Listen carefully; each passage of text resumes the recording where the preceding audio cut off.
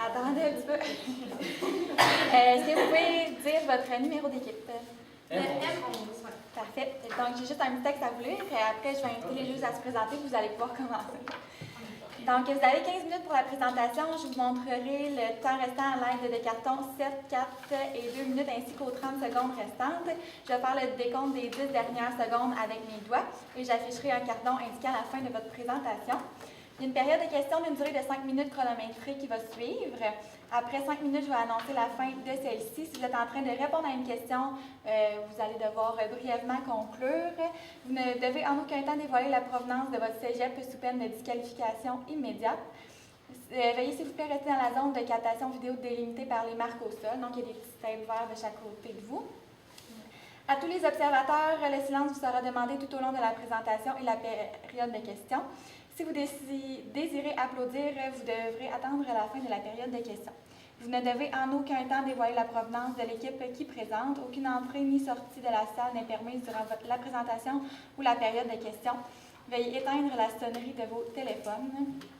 J'inviterai maintenant les juges à se présenter et vous pourrez par la suite débuter votre présentation. Bonjour, moi c'est Caroline, je suis conseillère en ressources humaines chez Hitachi Canada. Bonjour, William André, je suis professeur de marketing ici à l'UQTR. Bonjour, moi c'est Yann, je suis coordonnatrice graphiste pour Hitachi Canada. Bonjour, moi c'est Isabelle Tremblay, je suis vice-présidente RH pour Hitachi Canada. Bonjour. Donc aujourd'hui, on est très heureux de pouvoir briser la glace et d'être avec vous en ce moment. Donc on se présente à nouveau. Mon nom c'est Karen Poulin. Moi c'est Olivier Kenes-Ferral. Et moi c'est Gabrielle Gauthier. Donc nous sommes des stagiaires pour l'entreprise Hitachi Capital Canada. Donc on a eu le mandat dans le fond de trouver des solutions. Le cliquant fonctionne pas. Oui, il fonctionnait tout à l'heure, mais il fonctionne pas. Donc vous pouvez peut-être utiliser la souris ou le. On le dit? On va utiliser la souris. Si jamais il y a de quoi, on utilise la souris. On prend la suite. Ouais.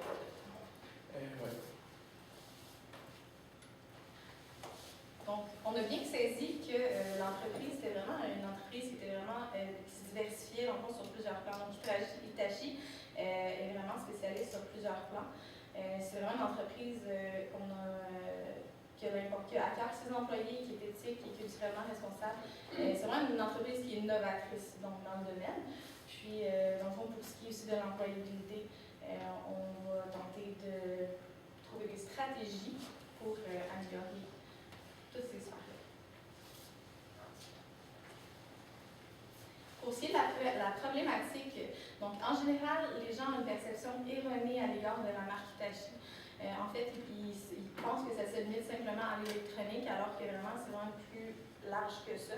Donc, en effet, ça concerne également le capital et la finance. Donc, dans le fond, c'est un petit problème par rapport à ça.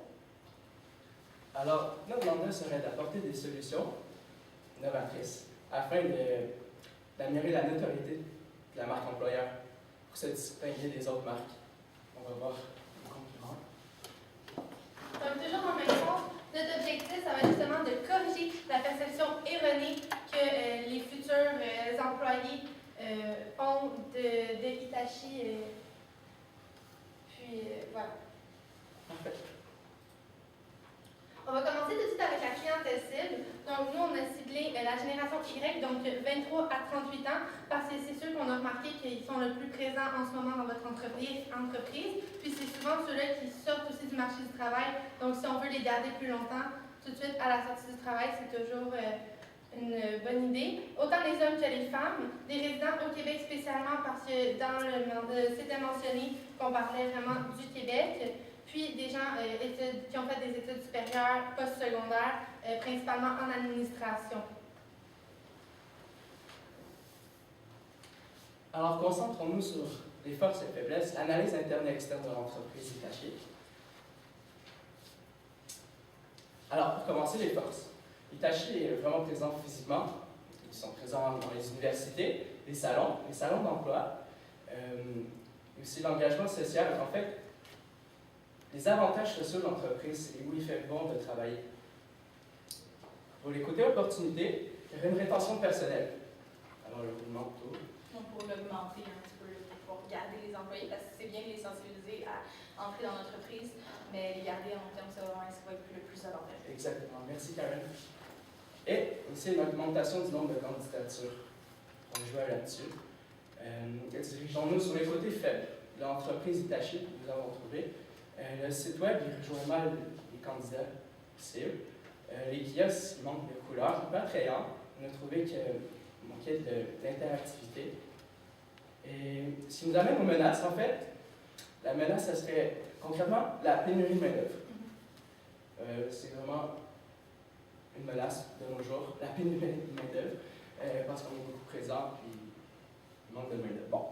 Le taux de roulement, les gens ne restent pas aussi longtemps dans le même emploi, on s'entend. Alors, le taux de roulement, ça roule. On a vu les chiffres, surtout les jeunes. Mais sinon, pour la concurrence, il y aurait direct et indirect. Donc, directement, la concurrence, c'est, par exemple, Fargo, Wells Fargo. Ils visent les mêmes qualités d'employeurs. Alors, il faudrait se distinguer là-dessus. Indirectement, ce serait les caisses, les grosses caisses comme Desjardins. Encore sur le terme employabilité, la main-d'œuvre. L'aspect humain. Ce qui fait le tour. Alors, pour notre stratégie, on a baptisé ça Powerbar, parce qu'on a une bonne stratégie, c'est une vidéo qui relie les web, les réseaux sociaux, événements et les partenariats. Alors, donc tout dans une vidéo, la Powerbar. Donc pourquoi? Donc tout part d'une vidéo en fait. Donc la barre c'est une vidéo, puis elle se disperse justement sous différentes formes qui ont été mentionnées. Ouais. Donc ce sera vraiment le noyau de notre stratégie, donc la vidéo. Donc je vais vous laisser Karen expliquer la stratégie qui marche. Donc pour les événements, on pensait à la foire commerciale. Ça n'a pas encore été fait, mais c'est vraiment une bonne idée parce que ça peut être fait par des jeunes.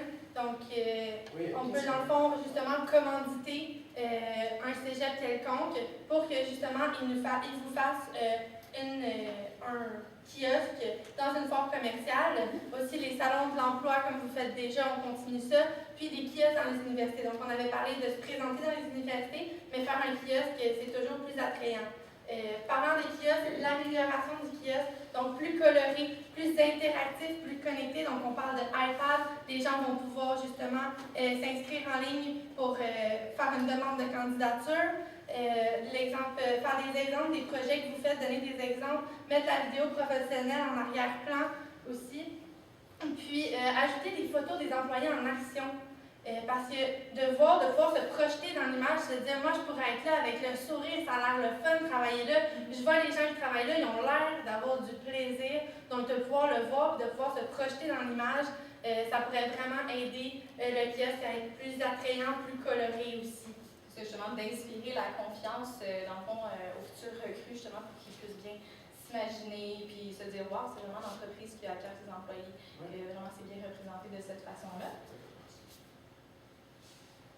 Pour ce qui est du web et des médias sociaux, donc une idée qui est de plus en plus utilisée, dans le fond, qui est vraiment très utile. Donc principalement, la génération Y va vraiment rechercher un emploi souvent sur Internet. Donc moteur de recherche, les sites connexes.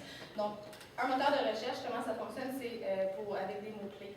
Donc ce serait vraiment une bonne idée de rattacher tous les mots-clés, tout ce qui est comme emploi administration, emploi finance, emploi tout ce qui est vraiment relié à l'administration, emploi étudiant, peu importe. Donc, ce serait vraiment la première chose qui sortirait dans le moteur de recherche quand les gens taperaient ces mots-là. Dans le fond, ce serait votre entreprise.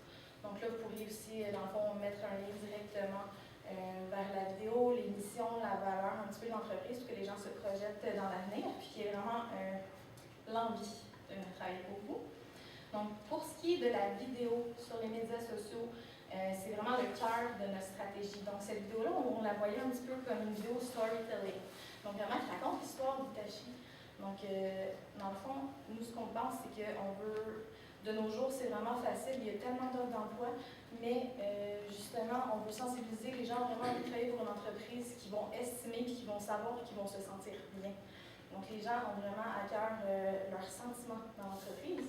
Donc, justement, on pourrait raconter l'histoire un petit peu de Hitachi, comment ça s'est transformé, comment Hitachi a accueilli l'entreprise comme elle était au début, tout ça. Puis, les gens pourraient raconter ce qu'ils font, comment c'est concilier vie de famille et travail, tout ça. Parce que les gens qui sortent de l'université, ils commencent à penser à la maison, tout ça. Donc, ça serait quand même bien. Puis également, on pensait aussi à une présence sur Instagram.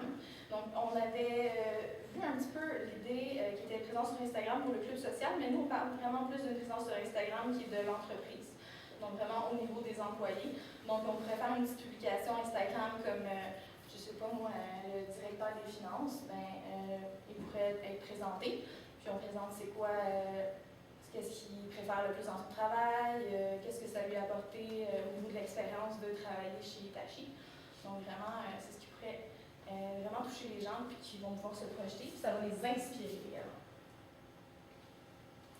Pour ce qui est des partenariats, donc généralement, les gens, si ce n'est pas par la recherche Google qui vont trouver votre entreprise pour ce qui est travail, les emplois au niveau de l'administration, ils vont souvent faire affaire avec des sites connexes, donc Jobboom, Jobilico, Indeed, tous ces sites-là. Donc, ce serait vraiment bien de faire des partenariats avec eux parce que eux, ce qu'ils recherchent justement, c'est d'avoir plus d'offres d'emploi intéressantes pour les jeunes diplômés. Parce qu'ils savent que c'est leur clientèle principale qui vont aller chercher leur emploi sur leur site. Et nous, dans mon Hitachi, le but, c'est justement de recruter de la main-d'œuvre. Donc, et que les gens connaissent aussi de ce secteur-là d'Hitachi. Donc, vraiment le secteur plus financier au Québec. Donc, sur Jobilico, sur Indeed, ce serait une bonne idée. Puis également un petit nouveau, donc sur Facebook, c'est assez récent. On peut afficher des offres d'emploi, puis principalement, je connais beaucoup de gens qui font affaire avec ça. Donc, il y a vraiment une catégorie administration, finance, on peut vraiment bien sélectionner tout ça. Puis ça va vraiment rejoindre plus une clientèle cible. Justement, on peut vraiment y aller par tranche d'âge, par intérêt, tout ça. Donc, Facebook, c'est vraiment un très, très bon outil de recherche. Je vais continuer avec le budget et votre retour sur investissement parce que c'est ça le plus intéressant. Donc, le budget, 10 000 $, on prend quand même en connaissance de cause que vous êtes une petite moyenne entreprise. Puis, voilà. Donc, on va commencer avec la conception de la vidéo. Donc, oui, c'est 20% du budget, j'ai quand même beaucoup, mais on veut vraiment une belle vidéo. On veut quelque chose de vrai, quelque chose qu'on va vraiment beaucoup la réutiliser. C'est notre principal atout qui va servir par la suite dans les événements, dans la publicité sur les médias sociaux. Donc, il faut que ce soit professionnel, il faut que ce soit beau, il faut que ce soit attrayant. Par la suite, les partenariats, ça ne coûte pas très cher, comme on a mentionné, parce que c'est un donnant-donnant pour les deux parties. Les événements et le kiosque, on veut vraiment le raménager, acheter des iPads. Donc, ça, c'est vraiment une grosse partie du budget parce que ça coûte cher. Avoir des iPads, avoir l'équipement pour pouvoir projeter une vidéo en arrière-plan. Puis, pour la publicité et les médias sociaux, donc un budget de 25%. Ce qui est bon avec les iPads pour les kiosques, c'est que vous allez avoir directement l'information des gens qui seraient potentiellement des futurs employés. Donc vraiment, vous allez avoir un lien direct, vous allez pouvoir leur rappeler fréquemment ou tout simplement leur montrer les offres d'emploi qui seraient dans la catégorie qu'ils recherchent plus particulièrement. C'est leur faire remplir un tout petit questionnaire. Dans le fond, les gens vont vraiment aimer ça. Donc justement, qu'est-ce qui vous revient? C'est plus de recrutement, donc vous allez avoir plus d'opportunités d'aller recruter, puis vous allez recevoir plus de demandes d'emploi, d'embauche à ce niveau-là aussi. Puis vous allez aussi augmenter votre notoriété parce que je veux pas, la vidéo va circuler, les gens vont apprendre à vous connaître davantage aussi. Donc pour ce qui est de l'échéancier, on avait dans le fond ciblé quelques petites certains mois, dans le fond, selon les événements. Donc, pour ce qui est des kiosques universitaires, on avait pensé de faire les kiosques dans le temps où les gens ont vraiment plus de temps, qui ne sont pas trop en fin de session, je dirais, dans le rush des examens, qui ont vraiment plus de temps à nous consacrer, qui sont plus ouverts. Tu sais, quand on vient de rentrer, c'est le printemps, donc on s'est dit avril et mai, donc les gens ont quand même le temps de porter attention, justement, de prévoir leur futur, on va dire, parce qu'en ils vont finir l'école, je dirais, juin. Avec des stages dépendamment du domaine. Pour ce qui est aussi de la rentrée scolaire, donc on faire un petit rappel au mois d'octobre, quand les gens sont. quand les gens ils viennent de rentrer, tout ça, dans le fond, qui sont vraiment ouverts aux suggestions, qui ont du temps de s'accorder en fait. Pour le salon d'emploi, on avait ciblé à 2 endroits qui sont 2 endroits dans la ville qui seraient pertinents de faire des salons d'emploi. Puis pour ce qui est de la foire commerciale, donc il y en a justement qui se déroule très très bientôt. C'est une semaine ou 2, si je ne me trompe pas. Oui, exactement. Donc, ça se passe en début novembre. Donc, comme on avait parlé, c'est super avantageux parce qu'on peut impliquer les jeunes. Donc, ça va justement augmenter la confiance. Puis, la vidéo, toute l'année, parce que c'est ça notre bord. Donc, il ne faut pas que les gens nous oublient. Donc, avec la vidéo, tout le monde va se rappeler de nous, même quand on n'est pas dans les différents événements. C'est ça. Puis, la vidéo peut être en train de jouer derrière dans le kiosque, comme ça. C'est vraiment plus interactif, plus intéressant, plus d'action, je dirais, qui vont faire que les gens vont se souvenir de nous. Donc, en conclusion. Oui. Notre mandat était d'améliorer la notoriété de la marque de commerce. Puis d'abord, alors on a utilisé l'objectif que Gabriel nous a mentionné tantôt, utiliser plus d'interactivité, ce qui nous amène à notre stratégie de Power Bar. La vidéo qu'on peut mettre partout dans nos kiosques. Et Karen avait aussi mentionné les dates qui nous permettraient de... Okay. Mais quand est-ce qu'on allait pouvoir le faire, en fait? Ce qui n'est pas le dernier endroit, ce serait la notoriété de l'employeur, en fait, pour vraiment que les gens puissent s'identifier à vous, qu'ils aient le goût d'aller travailler pour vous, et justement qu'ils en parlent à leurs collègues, aux étudiants autour. Tout ça à moindre coût. Donc, dans le fond, qu'est-ce que vous allez gagner? Vous allez gagner dans la notoriété de votre entreprise, donc votre marque. Vous allez aussi gagner au niveau du nombre de personnes qui vont venir vous rejoindre. Donc, sur ce, est-ce que vous avez des questions? Moi, j'ai une question. Tout à l'heure, vous parliez d'Instagram, mettons de mettre le directeur de finances sur Instagram comme ça, puis parler de lui, mais en contexte de pénurie de main-d'œuvre, je ne veux pas que c'est risqué pour nous autres de montrer nos candidats à nos concurrents. De montrer vos candidats? De montrer les gens qui nous tiennent à cœur finalement à nos concurrents. Moi, je pense en fond que justement, en ayant une entreprise qui est vraiment très conviviale, je dirais, où les gens se sentent bien, justement, je pense que j'aurais pas vraiment peur là, à ce niveau-là, puisque le but est vraiment de montrer aux autres. Oui, c'est de montrer qu'on est bien. Donc, dans le fond, les gens, aller peut-être plus sur une base volontaire. Donc, ceux qu'on sait, c'est des bases sûres qui n'ont pas nécessairement l'intention de quitter. C'est pour ça qu'on parlait des directeurs. Souvent, quand on est haut placé, on n'a pas le goût de partir sans raison, sans vraiment des gros avantages. Puis on veut que notre entreprise grandisse. Quand on croit en notre entreprise, on ne veut pas partir, on veut amener les autres. Donc c'est pour ça qu'on veut partager aux autres qu'est-ce qu'on vit dans notre entreprise et comment c'est agréable. Donc on ne pense pas que les gens vont être tentés de quitter à ce niveau-là, au niveau du sentiment d'appartenance. Beaucoup, là, Si c'est sur une base volontaire, donc ça veut dire que la personne a vraiment un attachement vers l'entreprise, puisque justement, elle va accepter de raconter son histoire un petit peu dans le fond, puis de dire pourquoi elle est heureuse avec vous. Donc, pour ça, je pense qu'il y a peu de chances que. Moi, j'en ai peut-être une ou deux sur la marque vraiment Hitachi, parce que c'est aussi un des objectifs principaux que vous avez évoqué, en quelque sorte, comment essayer de changer cette perception pour faire en sorte, comme vous l'avez rappelé, que les gens ne pensent pas que ça soit que électronique, mais que ça soit aussi d'autres branches comme les crédits bail, entre autres.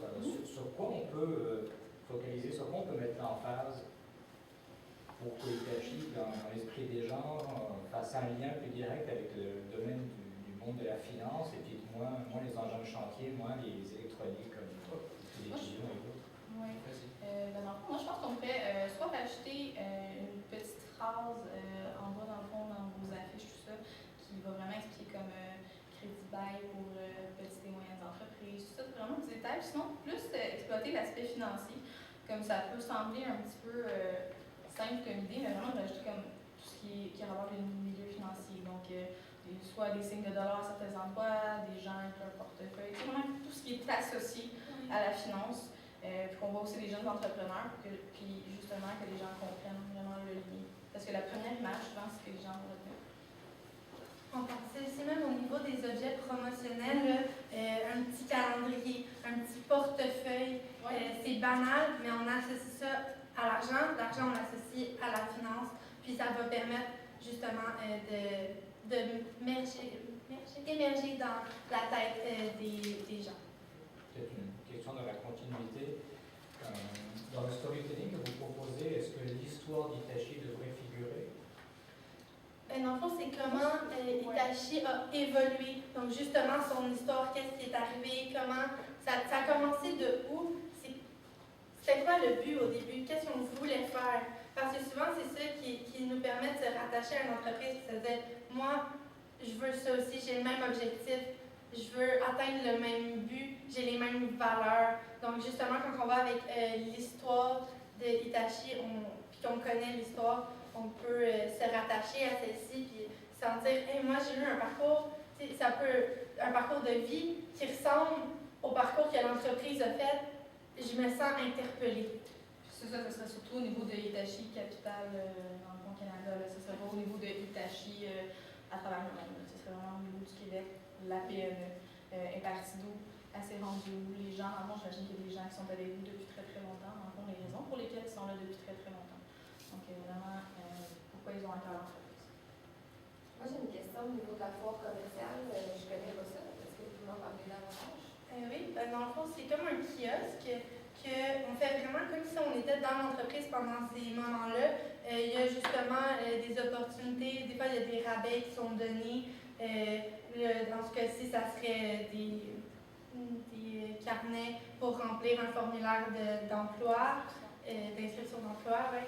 Donc, puis c'est vraiment des jeunes qui sont là. C'est vraiment un plancher un peu, donc un petit coin une petite salle vraiment petite qu'on refait un peu l'intérieur de l'entreprise à l'image de celle-ci. Celle de novembre que vous parliez, c'est où? Vous parliez qu'il y en avait une ici en novembre ou... Oui, c'est... je pourrais pas dire exactement le lieu, là, par cœur. La période des questions est terminée, vous pouvez décider d'arrêter ou de continuer à répondre à cette question-ci. Si je ne me trompe pas, c'est Sherbrooke. C'est Sherbrooke cette année? Oui, mais c'est sûr que c'est à confirmer, là, mais c'est tout le temps pas très très loin. Là.